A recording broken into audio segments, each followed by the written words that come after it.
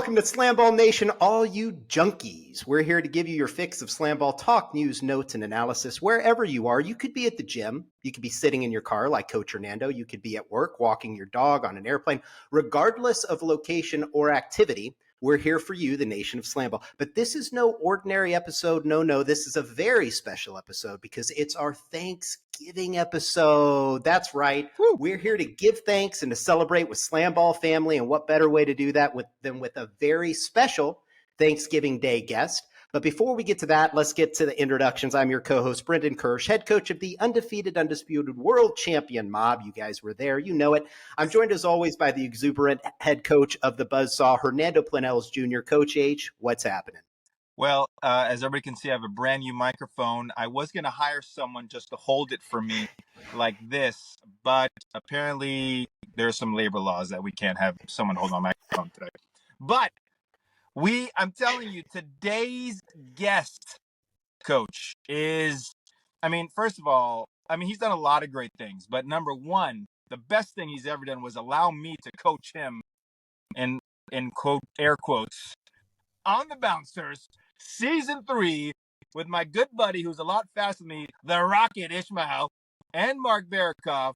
Today, we have the greatest mind. By the way, have you ever seen that movie, The Greatest Mind? Coaching Mason was like coaching the greatest mind ever. Mason Gordon is here. Mason, welcome to the neighborhood. That's unbelievable, Coach. I can't believe that introduction. Thank you so much. And given that this is a Thanksgiving episode, the first thing I'm thankful for is Brendan Kirsch's acting skills to read that intro and not even sound like he's reading. That was unbelievable. Coach Brendan Kirsch, by the way, what about the relativistic introduction? Coach Brendan Kirsch is the undefeated champion. Coach Hernando Planells is the energetic, enthusiastic, ebullient coach. Yeah. Coach H, I think you should have like edit rights on the intro. Well, you got to put some adjectives in there.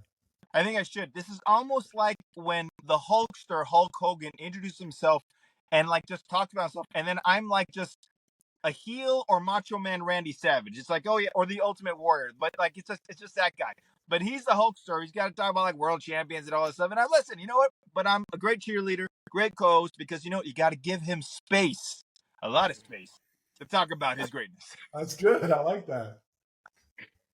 All right. Well, you guys did a great job here. Coach H, you did forget to mention Mason's title for those who aren't aware. He is the creator and the CEO of SlamBall, a huge proponent of SlamBall Nation. Mason, it's good to have you. As you know, our audience is not a casual SlamBall fan. It's mostly people that love it, just like we do. We know you've got very short schedule, 45 minutes today for us, so we appreciate you coming on. We're very thankful for that. We're not going to be chatty Cathy's today, Coach H. We're going to keep it simple. We're going to keep it succinct. So right out of the gates, Mason, first question. I know a lot of people are wondering this. How much money do you make? I actually did some kind of analysis for how much I've made off of SlamBall per hour for the 23 plus years that I have dedicated insanely to the development of the sport. And I think it comes down to 7 cents an hour. So anybody looking to book me, 7 cents an hour is my rate, apparently, according to Life and Karma. But how hilarious, Hernando, is it that Brendan reached out to book me on the Thanksgiving show?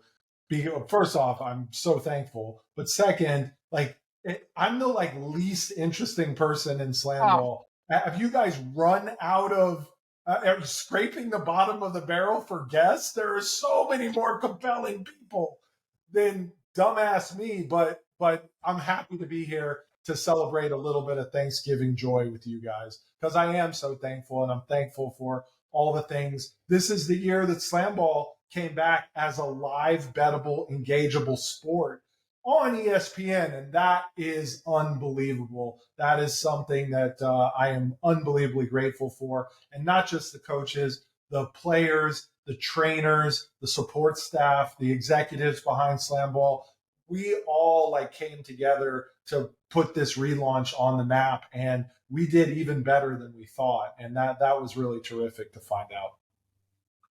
Well, I just Yeah, and love we're it. I mean, thankful. he's Go ahead, he's Coach. when you have the creator on, I mean, are you comfortable with the name creator? Like, if this was Sure. a Marvel book, I mean, or show, you'd be, the name, the creator. Forget Professor X. Forget all those guys. Forget Iron Man. The creator, Mason Gordon, is here. Well, I mean, that was every time I get nervous about getting that label, I think of sleeping on the court in the warehouse in East Los Angeles because I was convinced that like somebody was going to break in the middle of the night to this warehouse and like take a razor blade to our tramps. And then like we were done. Like there was no backup plan whatsoever. So I actually slept on the tramps in the SlamBall floor, on the SlamBall floor with a 357 Magnum loaded under my pillow. And that is how we kind of got through the early phases of SlamBall, before the television and before they started rolling in the lights and the cameras and the brilliant coaches and the brilliant players. At the time, it was just me and a whole lot of belief that this would actually lead to something and something bigger. So what's really nuts is over all this time, we have never like shied away from the scope and the size of our ambitions. I have the exact same ambitions for SlamBall today that I had all those years before. Absolutely terrified that somebody was going to break into the warehouse and I'd have to start firing hollow points blindly in the dark. That's crazy. You talk about like season one. The cool thing about the three of us is that Mason, like we've known each other now for what, 20 some years. I mean, you gave Coach Hernando and I our first opportunity coaching SlamBall before season one. We talked a little bit in the past about like that process, but I thought it was interesting. Coach Hernando legitimately was like vetted. He got hired. And then I come to find out that you hated me and it was just your wife, Jen, that really was supportive of hiring me. So talk a little bit about season one and how you found the coaches and how that whole process ended up. Yeah, we had about 100 coaching candidates. There was a coach from USC who was, a former head coach at USC. That was pretty amazing. There were a lot of guys who kind of came to the table with a lot of pedigree, but there were candidates that just distanced themselves from the pack because of how quickly they took up not just the SlamBall mission, but also just acclimated to the game and just had boundless energy. And that's what I'm attracted to. Like, you guys know me, like I'm bouncing off the walls anytime. Like the idea that I can even stay in this box is kind of incredible, but and a sure sign of my middle age. But I got to tell you, like, you guys brought so much electricity, so much energy, and so much of an understanding of what we were trying to accomplish that it was a no-brainer to hire you guys. And what I was so excited about was that, you guys both had a vision for the sport that was different and distinct. It's my hope that every SlamBall team develops its own unique identity and its own unique visual style. And we're well on our way to achieving that.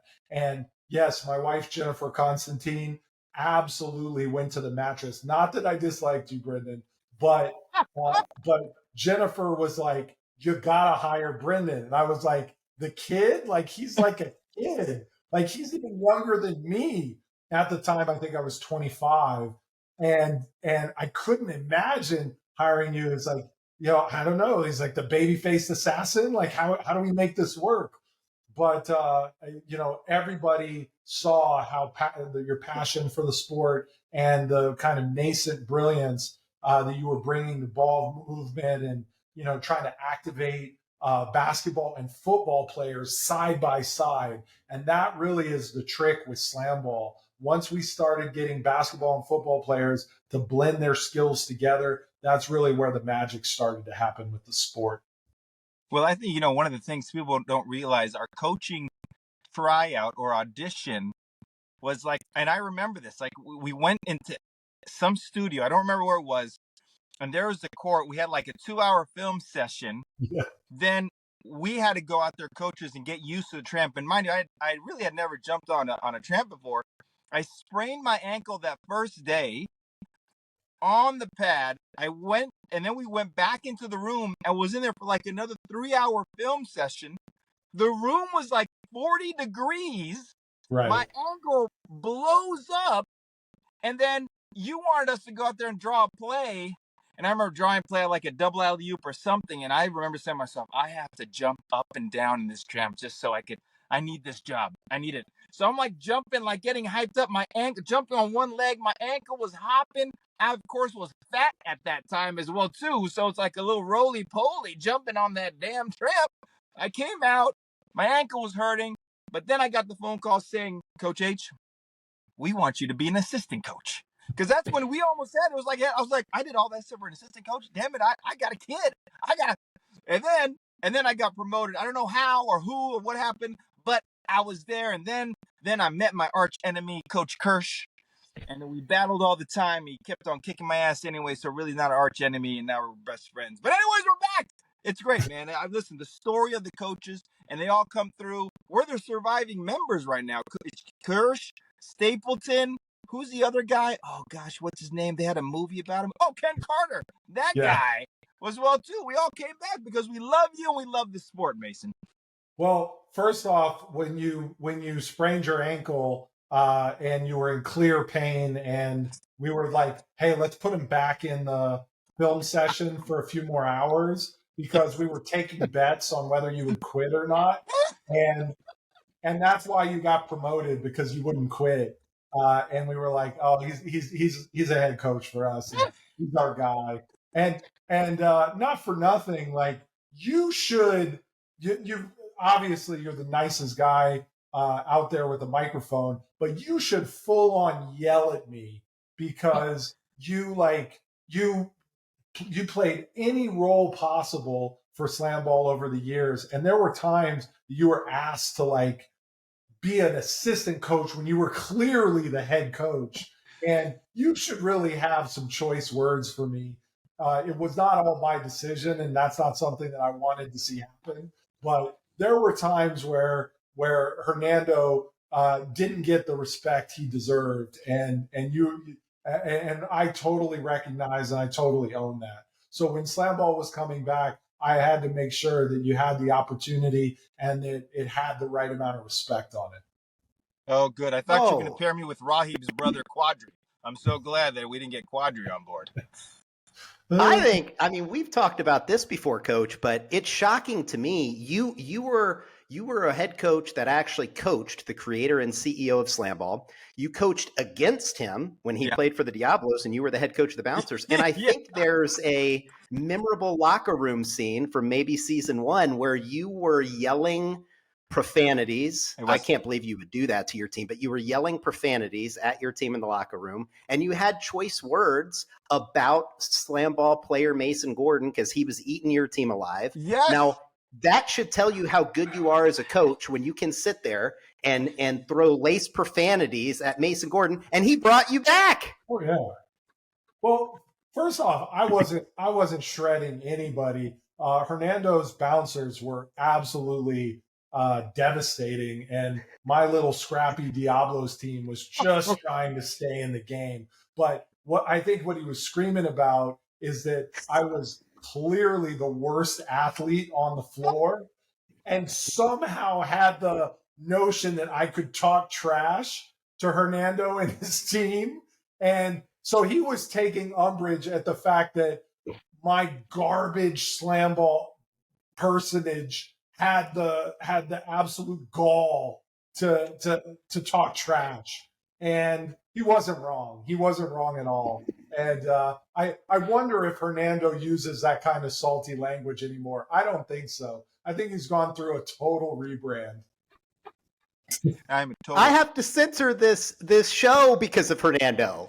Like after the first episode, I was like, I can't cuss this much because it's too much censoring. And I talked to Coach H and I was like, Coach, we got to scale it back, man. Like I don't have time to censor all this. And of course, I don't cuss anymore, but Coach H just drops the F-bomb like he's popping Tic Tacs over there. Guys, I got to ask you because I have a question for you. Season 1, right?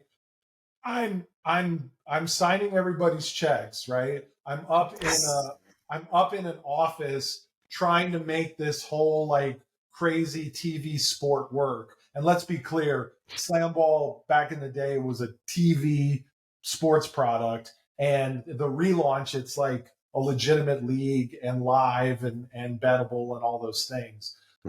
So there's a difference. But the fact that I was running the show as an executive producer and all these things, and I was still on the court. How did you guys put up with that? I mean, I would have been like, talk about the conspiracy theory fodder. Like the idea that somebody was putting his thumb on the scale. Like there had to be some conversations behind the scenes for what kind of clown shoes is this? And I'd love to hear about it. You were the guy signing the checks. Yeah, boom. Yeah, but I had no business out there on the court. I think I led the entire sport and still do in just people hitting me. I mean, it was crazy. I would take one step onto the floor from the bench to get in the game, and I'd get hit 2-3 times. It was insane. Like people just could not wait to hit me. So I think it'd be great to hear you guys cop to the fact that you were telling your players to absolutely light me up every opportunity they got. Yeah. No, I mean, yeah. I mean, listen, here's the thing. I even do this now. I'm like, all right, who is a person we could really disrupt? Because the thing is, it makes it like you knew how to play, and you were teaching your Diablo team how to play. Listen, without you, those guys, are you kidding me? The Jacksons? I mean, Ray Ross, super athletic. Anthony White was half gone. I mean, like, without you, you're the creator, founder, the membrane of that Diablo team. And we're like, yo, we got to get that guy. But it's just like coaching, right? If I don't yell at you, then I really don't give a shit about you. But since you get all the attention, I care about you. That's it. So yeah, so there were conversations like this. I want you to break this guy's back, right? That had to have happened. I mean, it was ludicrous. It was ludicrous. In your shoes, that's what I would say. I'd have said, hey, my team were 175-pound models. I wasn't like the mob where we had like LaMonica and Chris Robbins, and I played at Clemson. Like come on, no. But and I'm so lucky, Brendan, that you didn't unleash LaMonica Garrett on me in his entirety, because that hit that people still talking about today, where LaMonica Garrett basically punched through David Redmond's chest at half court. If that had happened to me, I would have turned into a fine pink mist and just been gone. It would have been unbelievable. Let's not listen. I'm not blowing smoke up I'm not going to say it, Coach, because I'm not going to censor it out, but I'm not blowing smoke up your butt. You were a good player. Were you the best player of all time? No, but you were very intelligent. You know who you were? You were Bradley Laubacher. That's who you were. You were Bradley Laubacher of SlamBall back in the day. And everybody sees that. You can see that on the film. And besides that, you loved it and you created the sport. Hell, you deserved to play it if you wanted to. I don't know how you were doing it all, signing the checks and doing all that stuff. But there were certainly no bounties. And if you look at those football guys like Chris Robbins and LaMonica Garrett, if you've ever seen The Water Boy, that's more like the scary guys are the guys that don't say anything. They're just like in their head, they're like number 72. That's it. And then the next thing you look, it's like, whoa, okay, you're on a mission. Oh, man. But No, you're not. no, your playing days were fantastic. We've got a long history together within the sport. What we want to hear, and I do have questions about, like, originally, we've all heard the napkin story and all that. We want details on that, by the way. Like, were there fireball shots? Like, what was the premise of this whole napkin pitch? But I think the audience would like to hear the specifics about how you figured out how to bring SlamBall back this time around. Because, man, it was dormant. We could say dead. It was dormant for years and years and years. And then all of a sudden you have a fantastic investor group. You've got ESPN. How did you manage to bring this whole thing back for Series 6? Yeah. So, SlamBall was never gone for me. It was something that we had this like steady stream of interest and this steady stream of people that are like, hey, what about SlamBall? Hey, what's going on with SlamBall? How can we get this back? How can we do this tournament in Europe? How can we do like an all-star game in Japan? Like, all this stuff was coming in regularly. But the problem was there was no continuity to it whatsoever. It was just like everything was a one-off. I didn't get the call from Elon Musk that's saying, I love SlamBall and I'm going to back this all the way, right? So Mike Tolan, my co-founder in SlamBall and one of the greatest sports media producers, directors of all time, was launching Mandalay Sports Media with Peter Guber, who owns the Dodgers and the Golden State Warriors, Mandalay Entertainment, Mandalay Pictures. So this company would make sports-themed film and television. And Mike reached out to me and he was like, hey, man, when you were doing SlamBall, I could see that you could run a team of 100 people and produce a great product for television. And then when all those people started fading away, you could do all those different jobs and kind of keep this thing afloat. And that's what I need for this company. I need people that can do a lot of different things and wear a lot of different hats. So I can't promise you the world, but I know that your heart's always going to be in SlamBall. And I'm the only other person in the world that wants it to succeed as much as you do. So I'm going to look the other way as your employer. And I know you're spending 20, 25 hours a week on SlamBall, and I'm okay with that. And in the meantime, I'm going to get you involved with the best leagues, the best stars all across sports, and the best executives. So when SlamBall does come back around and we've got the opportunity to do this the way we were always supposed to, and we fully believe that opportunity would come, you'd be ready for it. And true to his word, he got me to direct Carmelo Anthony's documentary. He got me running around during the Last Dance project with Jordan. He made me the president of his company. And we were able to do Emmy award-winning, incredible storytelling at the highest level, so that when SlamBall did come back around, I'd have the story chops to tell the stories so that people would know what's so special about SlamBall, what's so special about our story, our coaches, our players, etc. So that's kind of the setup. And then alternative sports just got red hot, pickleball, cornhole, PLL, all these PFL, all these sports really started to catch fire because young people just aren't watching the core product of legacy sports anymore. They're 2.5 hours long. And SlamBall, in a lot of ways that I've heard this over the years, and you guys have heard this over the years, SlamBall was ahead of its time. If we would have launched in the social media era instead of the cable television era, it probably would have been a completely different story. But now we're coming into a red hot alternative sports market. And Mike and I were looking at each other like, we can compete in this market. In fact, I think we can dominate in this market vis-a-vis the other entrants because we have this long tail history. And then the last thing I'll share with you is the hashtag Bring Back SlamBall movement that happened organically and without us having anything to do with it. People on the internet were posting 20-year-old SlamBall highlights, and they were going viral every single week. There'd be another video that did, and I'm not talking 100,000 views. I'm talking 3 million views, 9 million views, 15 million views, 70 million views on one video. And they were all built around this hashtag big bring back SlamBall sentiment.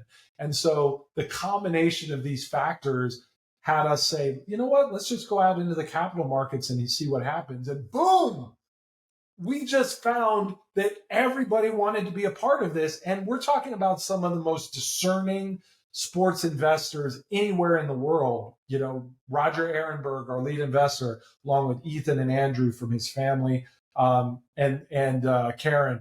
And then you've also got Michael Rubin from Fanatics. You've got David Blitzer from the 76ers, Blake Griffin, an NBA superstar. You've got Gary Vaynerchuk, and all these guys came in to create this incredible ownership group that really saw the vision and really saw the value in what we were achieving. And when they write the story of SlamBall, I believe that the thing that's really special about this is that nobody ever thought that there was space between basketball and football. And there was never an IP that could really address that market space. And SlamBall really is it. It's where basketball and football cultures collide. And they say in, real estate, location, location, location. Well, our adjacencies are to the two biggest and most influential culturally shaping fan bases that there are in sports. So I really like our chances. Yeah, and you talk about like Series 6. What were your thoughts on it? Like, we've heard ESPN was happy with it. We love, Coach H and I have talked at length about what a great marriage it is with ESPN and that family of networks. So thrilled, obviously, that SlamBall gets to leverage that platform. But what were your thoughts on Series 6? Were you happy with it? Was ESPN happy with it? Like, talk about that. Yeah, absolutely. So, when we went out to the capital markets, we found people were really engaged in it. And then months after that, after we closed the financing round, we went out to all the media distributors. And we were like, look, man, SlamBall's pretty cool. Like, somebody's going to give this thing a whirl, right? And even just for the sheer novelty of it. But we really didn't know. And what we didn't expect to happen was that every single sports channel would make us an offer. And we thought we would have to do this like tap dancing polar bear thing. It was like, hey, here's a 60-second video on SlamBall. And they were like, oh yeah, SlamBall, we want this. And this was happening over and over again. We were looking at each other like, is this really happening? And so we were able to really sit back and go, okay, who's the best partner for us? And I think SlamBall is back and it's on ESPN. That was the best narrative. And ESPN's a phenomenal partner. And Mike and I have worked with them on a lot of 30 for 30s and obviously The Last Dance and The Captain with the Derek Jeter series that Mandalay Sports Media did for them. So we were really excited about getting into the weeds with ESPN. And by and large, I got to tell you, like, full transparency, because that's how you do it on SlamBall Nation. I was terrified. I was absolutely terrified coming out of training camp because I was watching the scrimmage games and I was like, what are we going to do? Like, we can't put any of these games on TV. Like, these are intermittently great and generally terrible. And so, you guys wouldn't see me that much in training camp because I was in a back room trying to like make everything happen and make sure that, the production was where we wanted it to be. But I was just throwing stuff like Hernando in season 1. I was throwing chairs and I was like, what do we got to do? Like, get these guys in here. Like, we got to fix this. And we just were completely out of time. And then it was so funny because at the same time that we were doing it, these guys were making the SlamBall documentary, and they sent me this clip from after Series 3, and I was like in an office, like dejected, going like, we can't start filming. These games are terrible. These teams are terrible. We're not ready. And I was like, oh, this is what I do every single time. So we rolled out Series 6, and the biggest thing and the biggest surprise was that The coaches were ready. The players were ready. The lights came on and everybody picked it up to a level that we hadn't seen.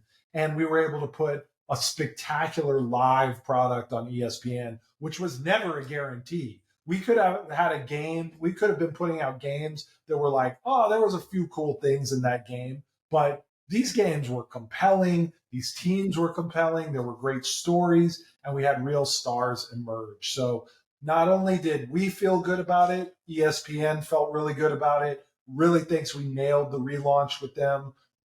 We attracted a very young demographic to ESPN's broadcast air, live broadcast air, which very few sports IPs are doing. And we're incredibly proud of that and incredibly excited about that. And the other thing that we did exceptionally well is that ESPN's social media channels jumped all over SlamBall, and they were like, whoa, oh, man. Wow. Sorry about that. I'm too crazy. That's too much. I'm too much.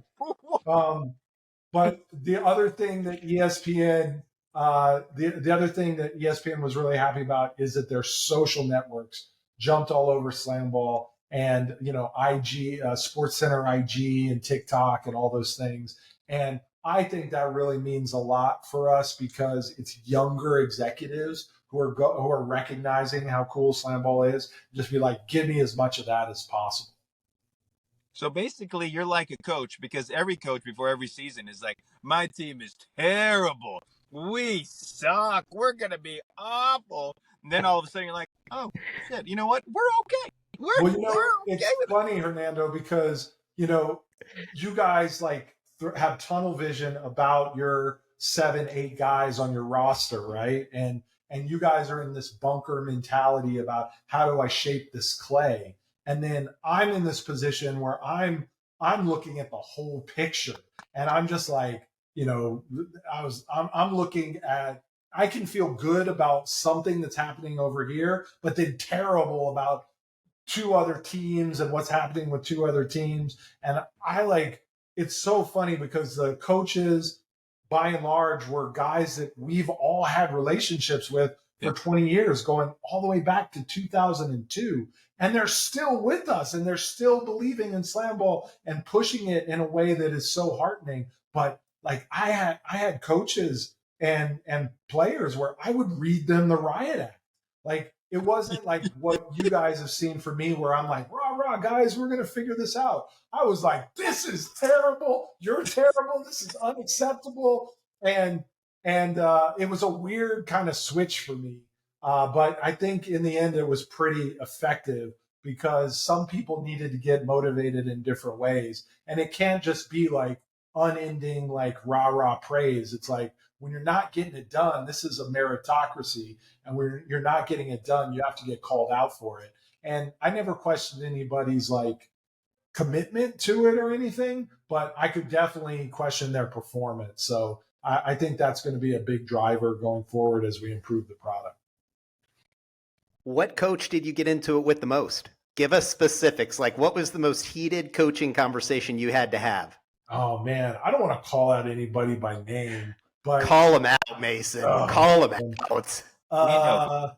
Let's see. I pulled the lava coach, Josh Carlson, who I absolutely love, into a room, and I've had conversation with Josh Carlson in China and Italy, talking about his religious faith and how much he loves playing chess and his family and stuff like that. That's how we usually talk. And I'm like, you have the #1 draft pick on your team, and he's not set up to do anything in your offense. What the actual F?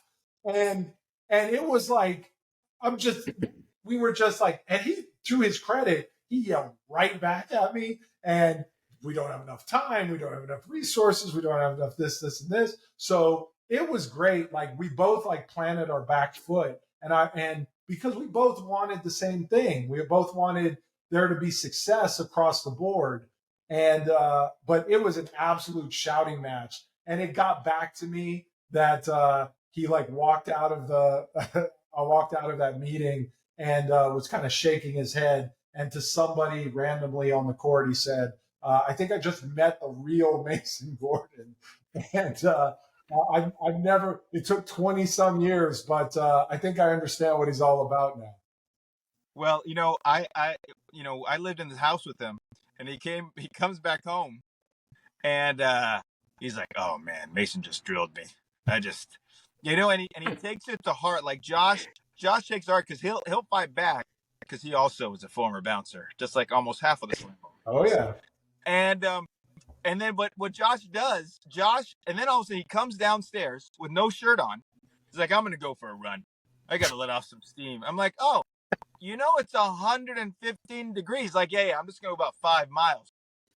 And then he's back in 27 minutes. I'm like, "Wait, did you run 5 miles?" He goes, "Yeah, I ran 5." What? He took it to heart. Then he internalizes it. And then he was great. But Jack, man, that guy works. Him and Dion, both his assistant, lived in my house, and they were in meetings and talking, and I'm like, gosh, I'm so glad these walls I could hear everything you guys are talking about, so it's not like you're hiding anything from me. Just open the door.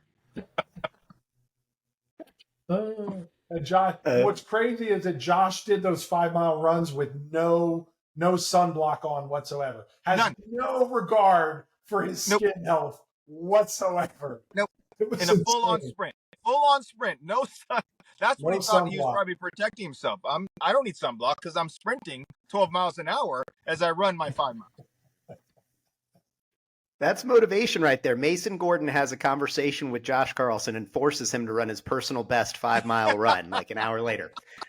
So, all right, we kind of covered like where it is. So what is next for SlamBall? Because that is the big question that the players are asking, that the fans are asking. What is next for SlamBall, Mace? Yeah, there's a lot in the hopper right now. I'm actually catching a plane to go meet with an overseas promoter right now. There's a ton of interest in overseas events and establishing what we're calling SlamBall majors, which are going to be like tennis majors around the world. So that's a big piece of the strategy that's coming together. And I think what we know for sure is that SlamBall will return on ESPN this coming summer. We're actually talking with them about schedule next week. So we should know more about the timing of the summer series very, very soon. And then the idea is, are we going to kind of crowbar in an event before that? Or are we going to just start stacking international and domestic majors on the far side of the summer series? I think that's about as succinct as I can make it for you. Oh, I like this, like a little tennis model. Yeah. So wait, does this mean we're going to play on different surfaces? Are we going to see grass, a little clay? That's an interesting point. Maybe we'll do like the NBA in-season tournament and have like, crazy colors and stuff like that on the court. Yeah, we should have a court that no one knows what it is. But this is a really important point, Hernando, and I'm glad you kind of teed me up for it. It's people are seeing an undeniable value in always on sports IPs. In fact, the UFC WWE merger was a really interesting. It was the biggest sports deal ever. And a lot of the talking points around that deal were that these two properties are always on. There's always a UFC event or a WWE event coming up or about to happen. Like it's either happening right now or it's about to happen. And because of that, they have a much more consistent narrative in social media, across print media and legacy media. And the model of, us just being a summer sport isn't in any of our plans. Our expectation is that why should there just be the Summer Series trophy to win? We see the Summer Series as our biggest event. Think of it like Wimbledon. And then you would have, a French Open, an Australian Open, Tokyo Cup, an Italian Grand Prix. You could have all these events across the year so that if you're really into SlamBall, you're able to follow the storylines of your favorite players, coaches, and teams as they win titles all throughout the year. And I think that creates more excitement, more engagement, and certainly more stakes. Because ultimately we expect the summer series to expand dramatically from what it was this past summer. But ultimately, we're going to live in that summer window domestically because it's between basketball and football seasons. And people have always wanted to find a sport that could address that hole in the calendar. And SlamBall might be well on its way to doing it. Yeah, absolutely. Now, big question. How many players does each team get to keep? I don't know. We do have kind of a strategy, but Brendan, are you fully committed to keeping all 7 of your players? Are you able to confirm that on this podcast? Well, I think we were talking about hopefully going to 9 players where, we have a 2-player rotation on a practice squad. So there's a lot up in the air there. But I will say, how do you not keep 7 guys that completely dominated the competition for 18 straight games? They did everything I asked, everything that I asked them to do, and then some. They played through injuries. They played through lots and lots of different stuff. I'm proud of them. So who should I cut? Tell me that. I would never Coach H. I would never tell you and Noah Balloon. Noah deserves a lot of credit. But I would never tell you who to cut. I think a big part of your success was that you had a culture and continuity with the mob that you could tap into. And my favorite part of this, in terms of you guys' domination, which actually made me pull some of my hair out because I was just like, nobody can stop these guys. And I was like, we need closer games. And then I got deeper into the season and I was like, well, this is actually a pretty great story. And let's just see how far that you guys can take it. But my favorite thing as a storyteller is that you were telling these guys a story and that they were the now of that story and that rich tradition. And that was my favorite part of it, that you were able to tap into something that really electrified those guys. And you had great personnel, no doubt. You had a great plan, no doubt. But I think the story is what carried the day and your ability to tell it. So kudos to you, Brendan. Brendan, I think you should add that now to your intro.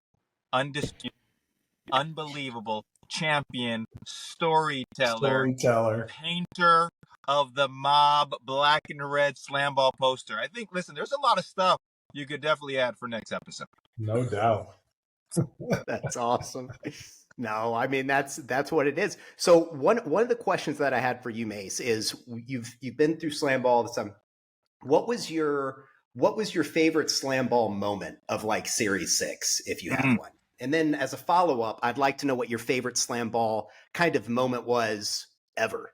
My favorite SlamBall moment of Series 6.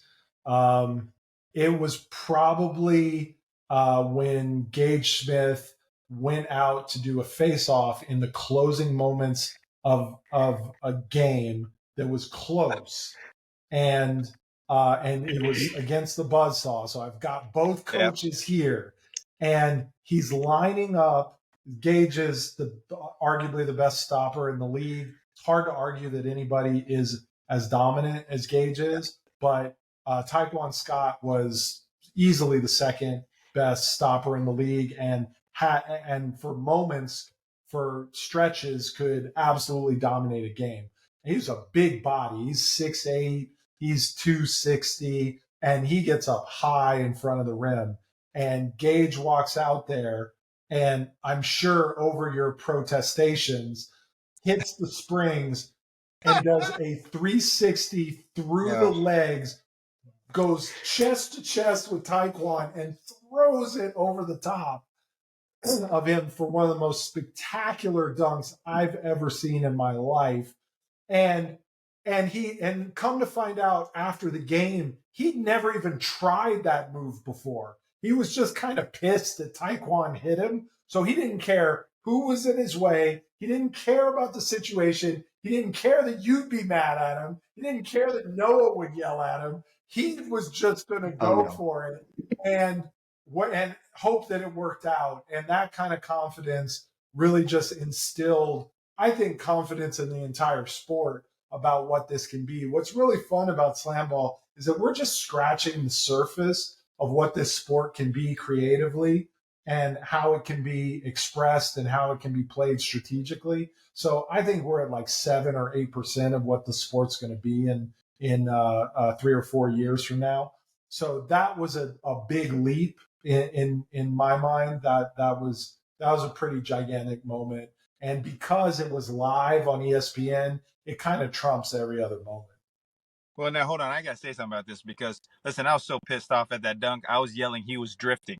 That Gage Smith was drifting, and he was on offense. I was trying to pull anything out of my ass to say that was illegal, and I forgot. I think it was Marcus. Marcus looked at me and said, "He's dunking." I said, "I don't care. Call something. Call something. Damn it! That was not real." Yeah. He was unbelievable. He had never practiced that one time. Like, that was what I was most shocked about, is I actually didn't even see it because he was getting ready to do the face-off, and I knew he was pissed off at the foul from Ty. Mm-hmm. And I was turning to the team and I was telling him, I was talking to them about what we were going to run after the face-off, like what we were going to call. And all of a sudden I hear this gigantic roar from the crowd. And like, I turn around and I'm like, what just happened? And Noah looks at me. He's like, he just pulled the McNasty. And I was like, he pulled the McNasty? He's never done the McNasty ever. And he was like, he just did it. And Gage came over and he's like, I'm sorry, coach. I just had to get him. I had to get him. But I do think, good segue here for the audience that doesn't know this. Coaches like Coach Hernando and I, who come from a basketball background, when we first got into SlamBall, we're like, hey, there's some of this stuff that's cool looking, but I'm not sure if it actually makes an impact in the game. I think we've come full circle on some of that, right? Like, I saw the McNasty actually be a strategic attack after, season 2, where you could move an arm out of the way and you could come down and all that. But there are still things that are not strategic attacks that Mason Gordon likes to ask the players to do. For example, I will go to practice and I'll see Gage, and Gage is doing like a 360 stop. And I'm like, what the hell are you doing? And he's like, well, the big guy wants me to try to do a 360 stop in a game. And I'm like, the big guy like Mason? And he's like, yeah. I'm like, don't ever do that. Don't ever do that. And he's like, okay, coach, unless we're up by 20. And I'm like, no, not even then. But of course, in a game, all of a sudden we're up by 20 or 30 and he pulls out a 360 stop. And I'm like, I kind of look at him and I'm like, and he's like, I'm sorry, coach, the big guy asked me to. He asked me to. You know what? I never asked him twice.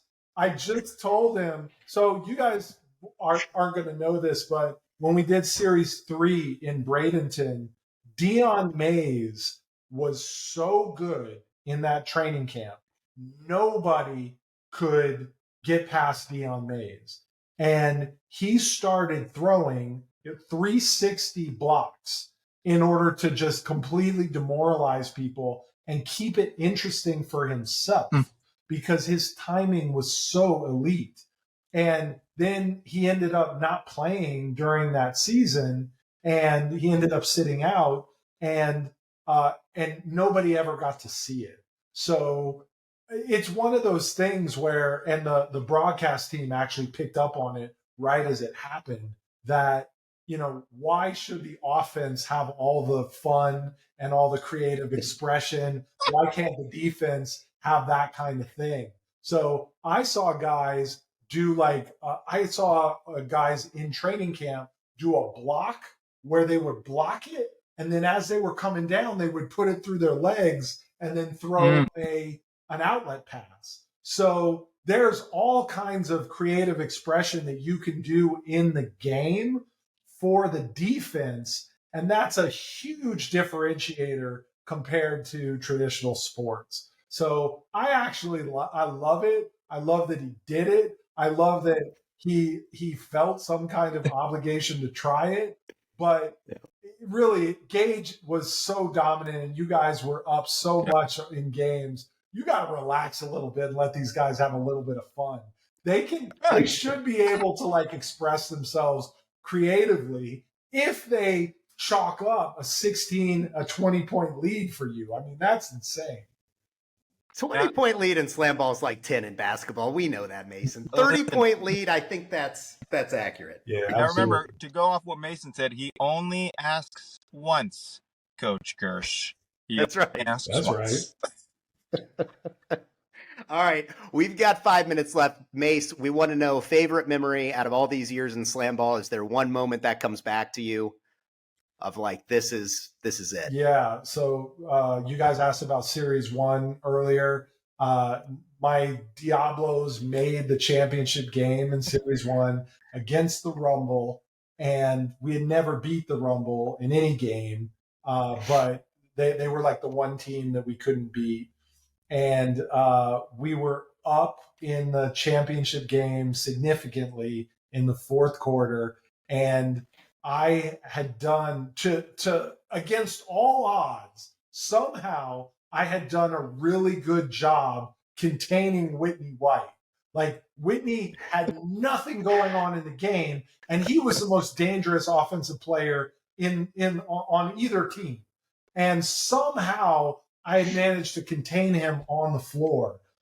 And Coach Mark Ellis, in his infinite wisdom, pulled me out of the game and threw me on the bench. No hope to get back in the game. It's the last like 3 or 4 minutes.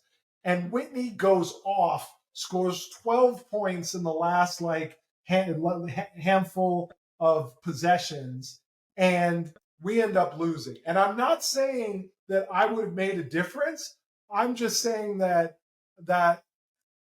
it kills me because I'm that kind of competitor and I want to win so bad. And there's a shot of me like just looking dejected because we lost the game. And that's not what I was feeling. I was feeling like, okay, this is a reality check that you can create your own sport in a warehouse in East Los Angeles, out of spare parts, get it on television, actually convince people to let you play your sport because everybody else is having such a good time. You want to get in on the action, even though you're not good enough to play.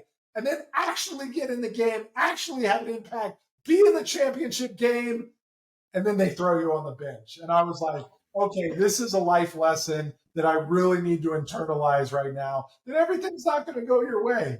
And you can climb the mountain all the way to the top and still it just doesn't happen. And in that moment, nothing felt worse, but somehow that lesson felt good. So it felt good to learn that lesson. Well, how interesting too that Mark Ellis wasn't back for any season after that.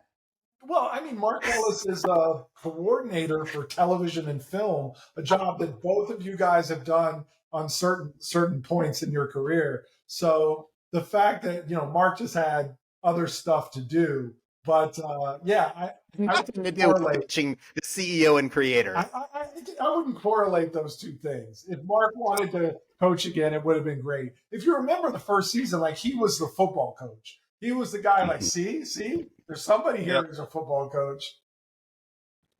Yeah, no doubt. All right.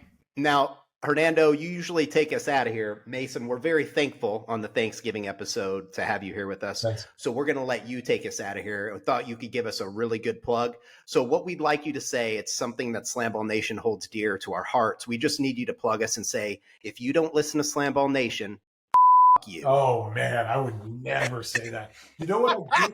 You know what I do all the time is I talk to brands, and I talk to brands about sponsorships. So those words would never come out of my mouth on a live mic, ever, ever, ever. What I would say is that we love our sponsors and all the people who are thinking about sponsoring SlamBall. And don't worry, this is a family-friendly sport that you can bring your kids to, and you don't have to worry about the coach of the mob or the coach of the buzzsaw dropping F-bombs. That's right. ESPN got so good at censoring us out. If you guys, the coaches that were right next to the broadcast booth were Stormy and the John and those guys said, Yeah. you could pick up the random profanity for the coaches that did cuss. That wasn't me, but you catch up the random profanity, and ESPN got so good at like figuring out how to make sure that didn't hit their mic. So good job to ESPN. Yeah, and all the people in the truck, there were 3 or 4 aneurysms that you and Coach Hernando caused, cursing up a storm while the poor beleaguered mix guy was in the back like, I can't get him out. I can't get him out. Somebody tell these guys to stop cursing. Glad he earned his we paycheck appreciate those you days. guys. Thank you, guys. Happy Thanksgiving, you guys, to your families and everyone, and can't wait to get back at it with SlamBall here very, very soon. It's we're gonna keep growing this thing by leaps and bounds, and what an incredible relaunch. Kudos to you guys and everybody else who was part of that success. Thanks, Mace. We Love you, appreciate brother. it, It's Mace. awesome.